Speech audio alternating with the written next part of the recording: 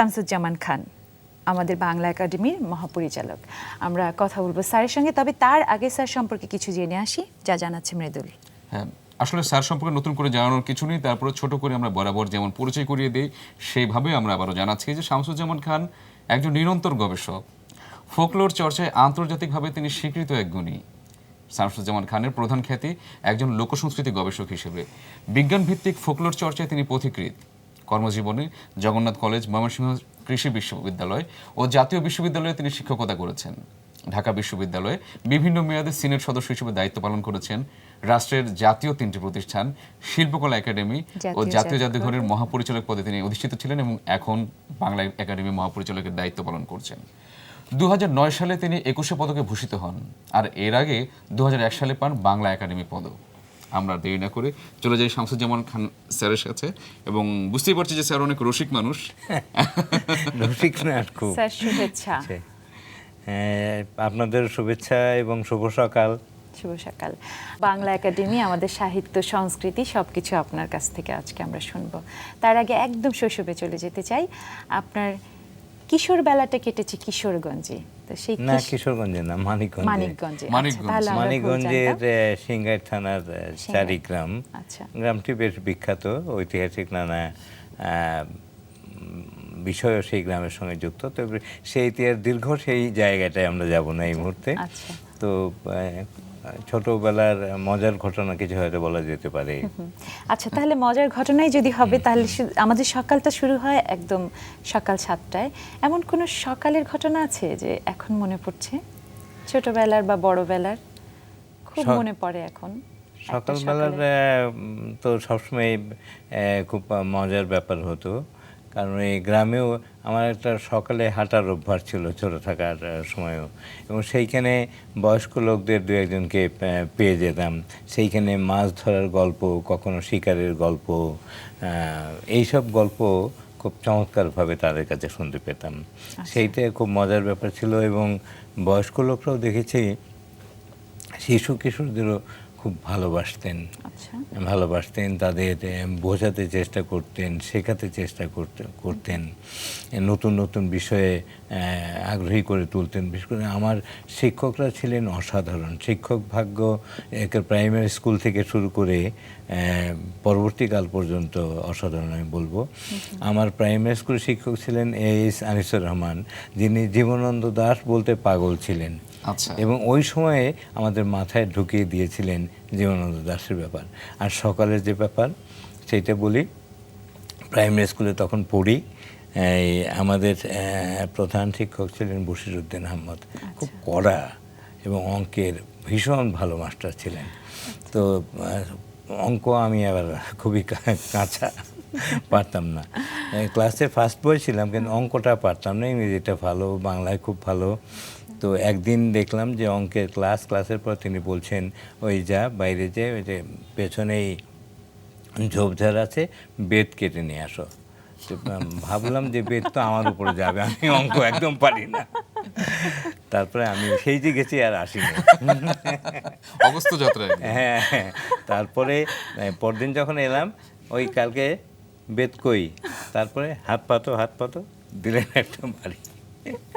এটি মানে শৈশবের একটি মজার ঘটনা, সকালের ঘটনা। ওই সূত্র ধরে একটু জানতে চাচ্ছি, যখন আপনি বেড়ে উঠছেন তখন রাজনৈতিক আমি ওই স্কুল জীবনের একটা খুব গুরুত্বপূর্ণ ঘটনা বলি। অবশ্যই। মানে যুক্তফ্রন্টের নির্বাচন হবে 54 সন। আমাদের বিশাল নেতা, মহান নেতা শেরে বাংলা একে ফজলুল হক, তিনি মানিকগঞ্জে যাচ্ছিলেন মিটিং করতে লঞ্চে। প্রায় প্রত্যেক স্টেশনে তাকে থামতে হয়। আমাদের স্কুলের শিক্ষকরা আমাদের নিয়ে গেলেন যে শেরে বাংলা আসবেন, তোমাদের নিয়ে আমরা যাব। আমরা ফুলের মালা নিয়ে গেলাম, যে শেরে বাংলার গলায় যে ফুলের মালা দিতে পেরেছিলাম, এর চাইতে আনন্দের, গৌরবের বিষয় মনে হয় আমার স্মৃতিতে খুব বেশি নেই। এটি একটি।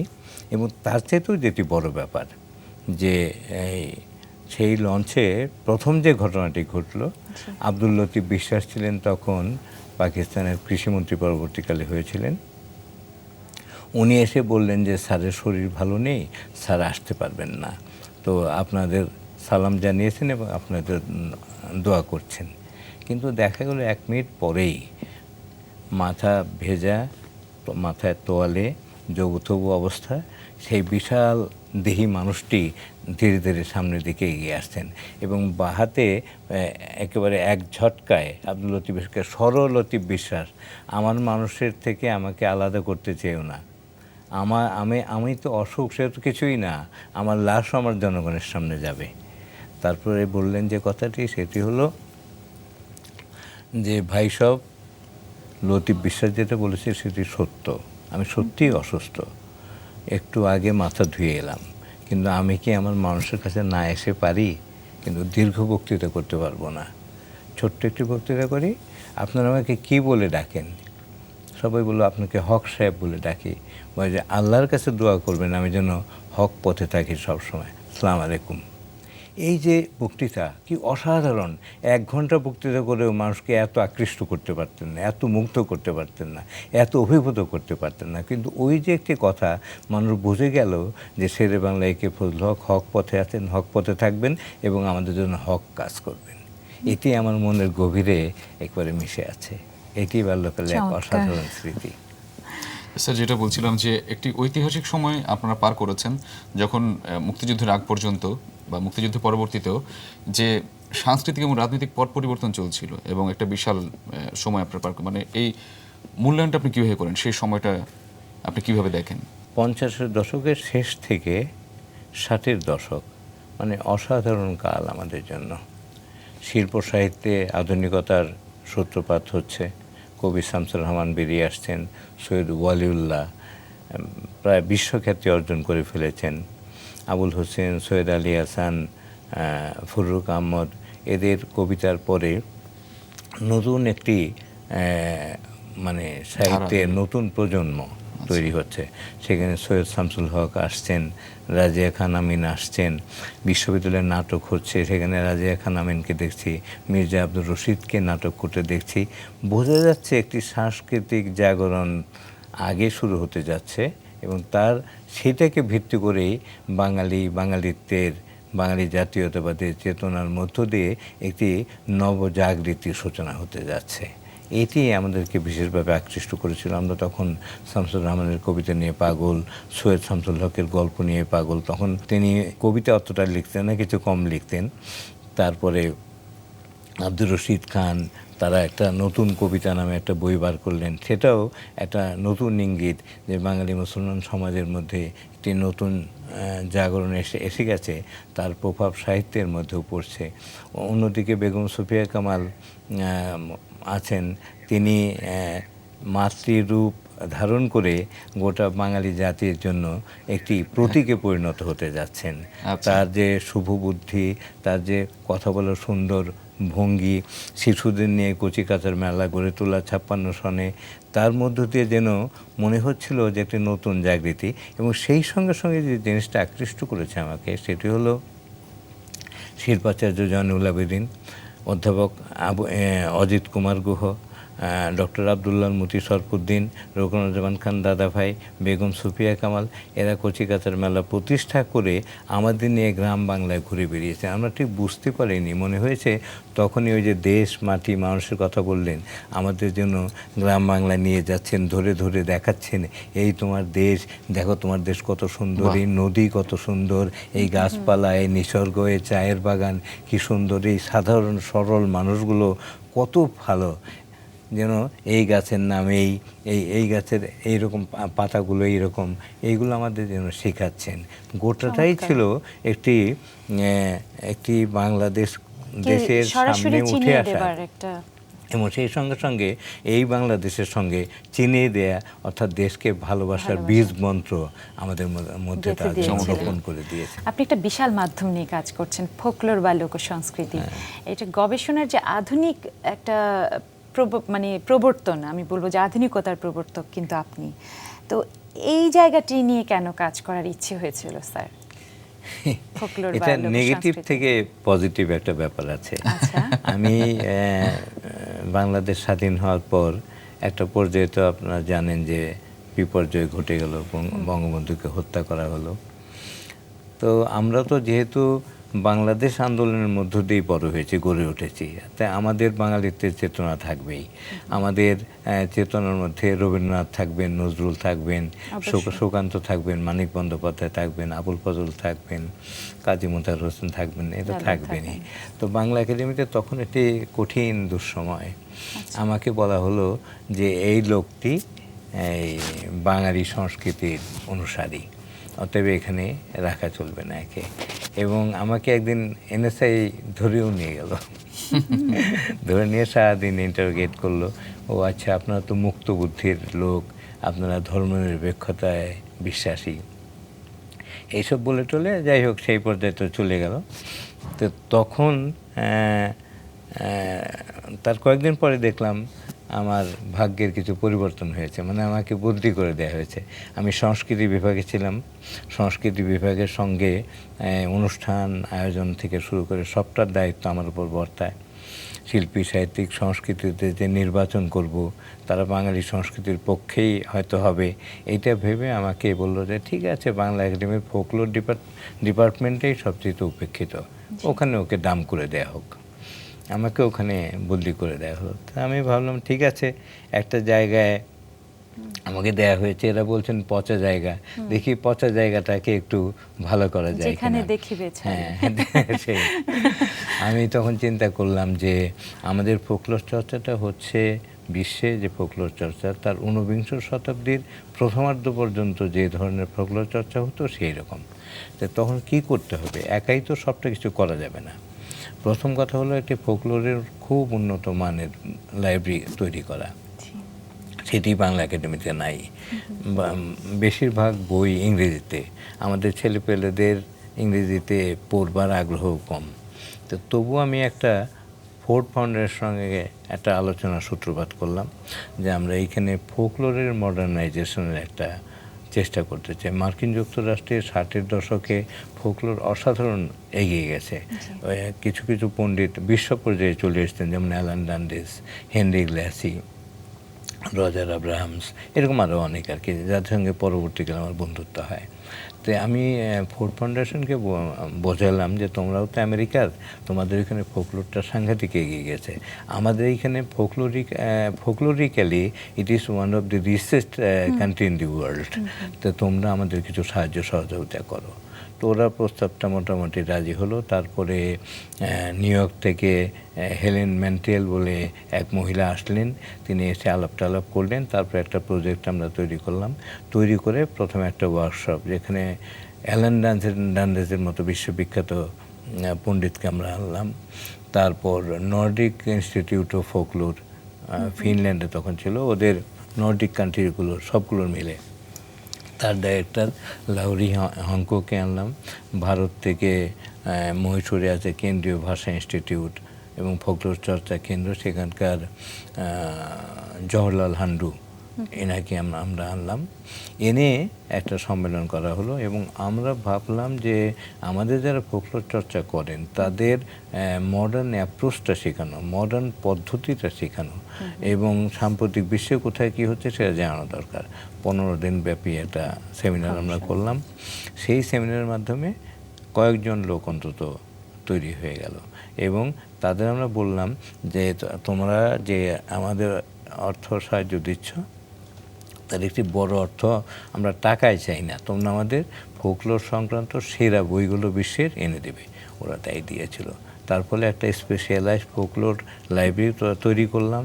ডক্টর ফিরোজ মাহমুদ, শফিকুর রহমান চৌধুরী, তারপরে ডক্টর জামিল ঢাকা ইউনিভার্সিটি, এরাও আমাদের সঙ্গে প্রত্যক্ষ এবং পরোক্ষভাবে যুক্ত হলো, যার ফলে একটা অবকাঠামো তৈরি হলো ফোকলোর চর্চার এবং সেই সঙ্গে সঙ্গে আন্তর্জাতিক যোগাযোগও ঘটলো। এবং এমন হলো যে 3-4 বছর পরে জার্মানিতে ফোকলোর সম্মেলন হবে, ওখান থেকে ফোকলোর সম্মেলনের কর্মকর্তারা ঢাকায় ফোন করে আমাকে বলে তোমাকে কিন্তু আসতে হবে, তোমাকে না আসলে এশিয়া ওয়েল রিপ্রেজেন্টেড হবে না। বা চীনে ফোকলোর সম্মেলনে গিয়েছি, ওদের সম্মেলনে, সেখানেও প্রেসিডিয়াম মেম্বার আমাকে করেছে, সেটি আনন্দ পেয়েছি। সঙ্গে সঙ্গে আরও অনেক পণ্ডিতকে আমরা পরবর্তীকালে আনতে পেরেছি, এনে আমাদের তরুণ সমাজের মধ্যে এখন মোটামুটিভাবে ডক্টর মাহবুবুল হক, ডক্টর সরচিত সরকার, ডক্টর ফিরোজ মাহমুদ, যার কথা একটু আগে বললাম, তারপরে অন্যরাও আমাদের সহায়তা করেছেন নানাভাবে।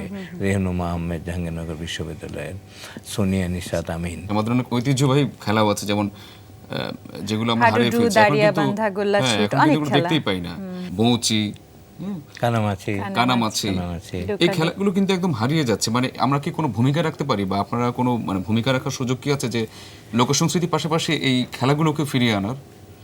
খেলাগুলো ফিরিয়ে আনার ব্যাপারে কোনো উদ্যোগ এখনো দেখছি না, তবে ফোকলোরের দিক থেকে এই বিষয়ে বেশ কিছু কাজ হয়েছে আমাদের এখানে। কিছু বিচ্ছিন্ন কাজ আগে হয়েছিল।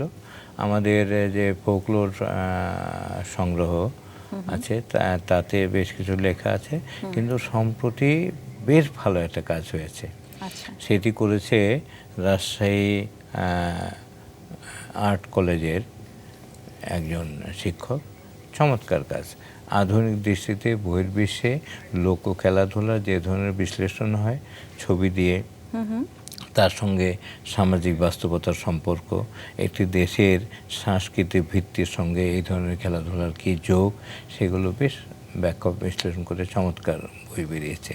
যে ধরনের বই আগে আমি রাশিয়ান খেলাধুলার উপর পড়েছি, বা কিছু ইন্টারন্যাশনাল জার্নালে মার্কিন যুক্তরাষ্ট্রের পড়েছি, কিন্তু এটি খুবই চমৎকার একটি বই বেরিয়েছে। সেটা একটা ভালো অগ্রগতি, কিন্তু লোকজ খেলাধুলার উন্নয়নের দায়িত্ব কারা নেবে সেই ধরনের একটা আসলে প্রতিষ্ঠান এটার নাই। একটা বিশেষ কারণও আছে। আমাদের খেলাগুলো হারিয়ে যাবার পেছনে সেই মাঠ কই, ছেলে মেয়েদের জন্য মাঠ নেই, সে এখন তো- পর্যাপ্ত জায়গা নেই, আমাদের বাচ্চারা নিরাপত্তাহীনতায় ভোগ, অনেকগুলো কারণে হয়তো এগুলো। ভূমির সমস্যা, ভূমি তো ভূমির চারদিক সমস্যার থেকে কারণে, জি। গ্রাস করে ফেলছে লোকজন। সেজন্যই এবার স্যার আমরা একটু ভিন্ন প্রসঙ্গে আসতে চাই, যে আপনি তো ফোকলোর নিয়ে কাজ করছেন, তো বাংলাদেশে আমাদের লোকসংস্কৃতির মধ্যে হাসন, লালন, আমাদের যাদেরকে আমরা পেয়েছি, বা শাহ আব্দুল করিম, একদম যাদেরকে পেয়েছি, কিন্তু এর বাইরে আপনারা কি এখনো উদ্ভাবন করতে পেরেছেন বাংলাদেশে কত ধরনের লোক সংস্কৃতি বা লোকগান কত ধরনের রয়েছে, এরকম কোনো সংখ্যা আচ্ছা, এর আপনারা আগে অনুমান করতে ওই পেরেছেন? আগের প্রসঙ্গটা একটা কথা একটু বলে নেই। জি।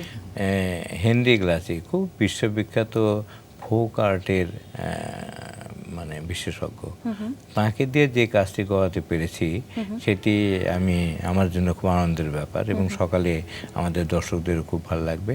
তিনি বাংলাদেশের ফোক আর্টের উপর একটি বই লিখেছেন। সেটি মার্কিন যুক্তরাষ্ট্রে প্রথম বেরোয়, পরে পুরস্কৃত হয় বইটি। তার একটি ইংরেজি সংস্করণ আমরা বাংলা একাডেমি থেকে বার করেছি।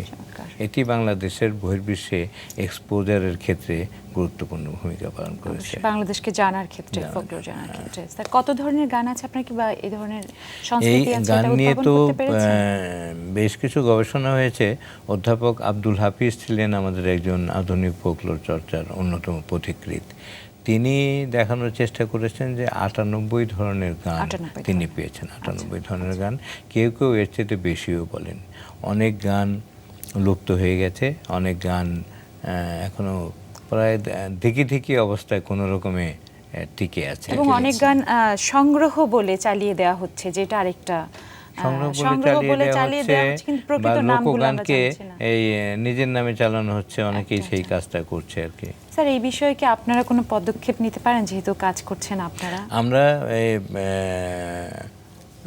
এখন যে কাজটায় হাত দিয়েছি সেটা এই ধরনেরই কাজ। জি। এই লোকজ সংস্কৃতির বিকাশ, এই হলো এই প্রকল্পটির নাম। এই প্রথম বাংলাদেশ সরকার সংস্কৃতি ক্ষেত্রের জন্য আলাদা 100 কোটি টাকা বরাদ্দ করেছে। আগে কখনো সংস্কৃতি খাতে এত বরাদ্দ হয়নি। সংস্কৃতি খাতের বাজেট ছিল 40 কোটি টাকা, পরবর্তীকালে 90 কোটি, বেড়ে আর একটু বেড়েছিল। অতিরিক্ত 100 কোটি টাকা বরাদ্দ করা হয়েছে। তার একটি অংশ আমরা পেয়েছি। তার মাধ্যমে গোটা বাংলাদেশের এই যে লোকজ সংস্কৃতি এখন কি অবস্থায় আছে, এখন কাউকে লিখতে দিলেই করে কি, বই পুস্তকে যা আছে সেগুলো জেরক্স করে এনে আমাদেরকে দিয়ে দেয়। আমরা বলছি তা হবে না, একদম গ্রামে যেতে হবে, সেইখানে কয়েকদিন থাকতে হবে তোমাদের, তার জন্য আমরা পারিশ্রমিক যা দেব, এবং সংস্কৃতির লোক যারা তাদেরও কিছু পয়সা দিতে হবে, শুধু তোমরাই নেবে না। এবং তাদের কাছে যেয়ে তাদের জীবন তথ্য, তারা কার কাছ থেকে গান শুনেছেন, কীভাবে শুনেছেন, তাদের সময় এই গানগুলো কিভাবে পরিবেশিত হতো, এখন কিভাবে পরিবেশিত হয়, এর ছবি, এর ভিডিও এবং লিখিত বিবরণ সহ 64 জেলার ইতিহাস রচনার কাজে আমরা হাত দিয়েছি। এতে যদি আমরা শেষ করতে পারি তাহলে একটা বিশাল কাজ হবে। অসংখ্য মেলা আছে আমাদের এই দেশে। পশ্চিমবঙ্গের মেলা সম্পর্কে 5 খণ্ডে বিশাল বই বেরিয়ে গেছে, আমরা এখন এটা করতে পারিনি। আমরাও এই কাজটা ধীরে ধীরে হাত দিতে যাচ্ছি। অবশ্যই আমরা আবারও ফিরে যাই সেই গল্পে স্যার, যে আপনি অনেক উজ্জ্বল চমৎকার মানুষের সাথে মিশেছিলেন, সেই জয়নুল আবেদিন, তারপর অনেক কালজয়ী কিছু মানুষকে শিক্ষক হিসেবে পেয়েছেন। একটু স্মৃতিচারণ করতে চাই, সেই গল্প শুনতে চাই আপনার। এটা তো মানে প্রথমে বলেছিলাম যে প্রাইমারি স্কুলের শিক্ষকই জীবনানন্দ দাস পড়িয়েছেন আমাদের, অসাধারণ। তারপর হাই স্কুলে এসে হেডমাস্টার হিসেবে পেয়েছিলাম রাজ্যেশ্বর চৌধুরী। ইংরেজি এত ভালো জানতেন যে ভাবা যায় না, এবং আমাদের দারুণভাবে শিখিয়েছিলেন। সে খলিলুর রহমান নামে বাংলা শিক্ষক, অসাধারণ ছিলেন। কলেজ জীবনের শিক্ষক হিসেবে পেলাম হাসান হাবিজুর রহমান। কি অসাধারণ এক শিক্ষক, অসাধারণ কবি, অসাধারণ সংগঠক, যিনি প্রথম 21-এর সংকলন তিনি করেছেন। মুক্তিযুদ্ধের ইতিহাস তিনি করে গেছেন, তাকে শিক্ষক হিসেবে পেয়েছি। আমাদের বিখ্যাত সাহিত্যিক কবি আলাউদ্দিন আল আজাদকে শিক্ষক হিসেবে পেয়েছি। অধ্যাপক অজিত কুমার গুহকে শিক্ষক হিসেবে পেয়েছি। তারপর অধ্যাপক মতিন ইংরেজির, এদের পেয়েছি। এবং বিশ্ববিদ্যালয়ে এসে পেলাম মুনীর চৌধুরী সাহেবকে, অধ্যক্ষ আব্দুল হাই সাহেবকে, তারপর আনিসুজ্জামান সাহেবকে, আবু হেনা মুস্তফা কামাল সাহেবকে। এরা এমন শিক্ষক যে এদের তুলনা কখনো পাওয়া যাবে না। সবার কথা তো আর বলা যাবে না। মুনীর চৌধুরী সাহেবের কথা বলি। মুনীর চৌধুরী সাহেব ক্লাসে যখন আসতেন, এসে তার পড়ানোর ভঙ্গিটাই ছিল আলাদা। প্রথম দিন তিনি যে বলেছিলেন সেটা আমার মনে আছে, আমার নাম মুনীর চৌধুরী, আমরা 14 ভাই বোন, আমার বাড়ি নোয়াখালী। এটা লক্ষ্য করার বিষয়, 14 ভাই বোন, একজনের এত, এটা হয়তো মজাও পাবে আবার কৌতূহল হবে। 2 হলো যে এই আমার বাড়ি নোয়াখালী, তখন নোয়াখালী অনেকে বলতে চাইতো না, তিনি সেটা বলতেন। তারপরে কখনো কখনো ওই মিশুকের কথা বলছেন। আমি যখন ইউনিভার্সিটিতে ঢুকলাম সেই বছরের মিশুকের জন্ম। সেই মিশুকের কথা তিনি বলতেন, ভাষণের কথা বলতেন, তন্ময়ের কথা বলতেন। এগুলো বলতে বলতে তার সঙ্গে পড়াকে যুক্ত করতেন।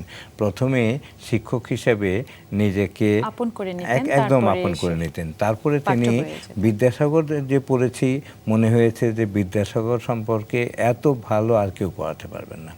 এরপরে তিনি টলস্টয় পড়িয়েছেন, ওয়ার অ্যান্ড পিস আমাদের।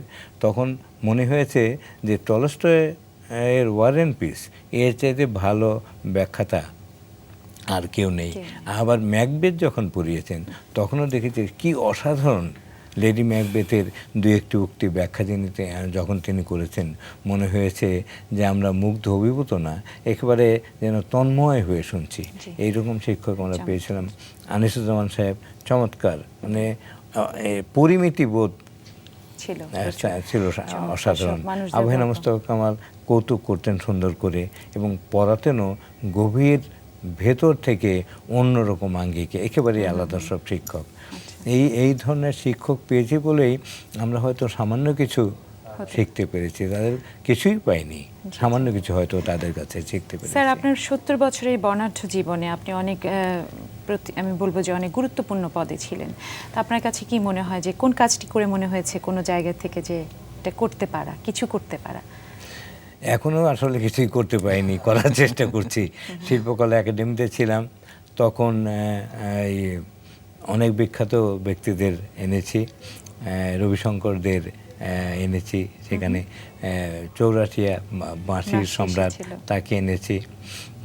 পরবর্তীকালে বিসমিল্লাহ খানও এখানে এসছেন, তাদের এনেছি। জাদুঘরে এসে অনেক পরিবর্তন জাদুঘরে করেছিলাম। হ্যাঁ, অনেক ব্যবস্থাই ছিল না, সেটা অনেকটাই করতে পেরেছিলাম। আন্তর্জাতিক যোগাযোগও কিছুটা হয়েছিল। তবে আমার স্বপ্নের জায়গা হলো বাংলা একাডেমি। অন্য যে কোনো কাজে চাইতে এটাই আমি পছন্দ করি। আপনারা বললেন যে সাফল্যের কি করতে পেরেছি, আমি মনে করি এখনও সাফল্যের কিছুই করতে পারিনি। কিন্তু যে জায়গাটা হাত দিয়েছি, যদি সেই জায়গায় সফল হই, তাহলে আমি মনে করব যে আমি তাহলে বাংলা একাডেমিতে একটা জায়গায় এনে দাঁড় করতে পারলাম। শহীদুল্লাহ সাহেব, এনামুল হক সাহেব বিখ্যাত পণ্ডিত আমাদের, তারা বাংলা একাডেমি নিয়ে যে স্বপ্নটা দেখেছিলেন আমি তা সেই পূরণ জায়গাটা করার হাত চেষ্টা দিয়েছি। একটি হলো বাংলা ভাষার একটি ব্যাকরণ, যেটি 100 বছরের মধ্যে তৈরি হয়নি। রবীন্দ্রনাথ আফসোস করে গিয়েছিলেন যে আমাদের ব্যাকরণ সংস্কৃত অনুসরণে তৈরি অথবা ল্যাটিন ভাষার অনুসরণে তৈরি, খাঁটি বাংলা ভাষার ব্যাকরণ হয়নি। সেটি আমরা করে ফেলেছি, বেরিয়ে যাবে। এবং পশ্চিমবঙ্গের সহযোগিতা আমরা নিয়েছি, পশ্চিমবঙ্গের বাংলা একাডেমির পবিত্র সরকার এবং রফিকুল ইসলাম সাহেব আমাদের, এই দুজনের সম্পাদকতায় এটি বেরিয়ে যাবে। আচ্ছা। এরপরে বিবর্তনমূলক অভিধান বাংলা ভাষায় যেটি নেই, বাংলা ভাষায় কোন শব্দ কোন সালে ঢুকেছে সেইটা সেগুলো সংগ্রহ, সেটা একটা সংগ্রহ, সংগ্রহশালা। এবং যে সালে ঢুকেছে তখন এই শব্দের কি অর্থ ছিল, নানা এখনকার কি বিবর্তনের মধ্যে অবস্থা? এখন এখন কি কি ধরনের, দাঁড়িয়েছে? এই ধরনের অনেক মৌলিক এবং খুব বড় কাজে হাত দিয়েছি। এগুলো যদি করতে পারি তাহলেই বাংলা একাডেমি শহীদুল্লাহ স্বপ্নের বাংলা একাডেমি, এনামুল হকের প্রসিদ্ধ হবে। স্বপ্নের বাংলা একাডেমি হিসেবে হতে পারে। স্যার, তখন বলতে পারবো হ্যাঁ কি সামান্য কিছু করেছি। আপনি 21 পদকপ্রাপ্ত এবং এই জায়গাটি অনেক বড় আমাদের কাছে।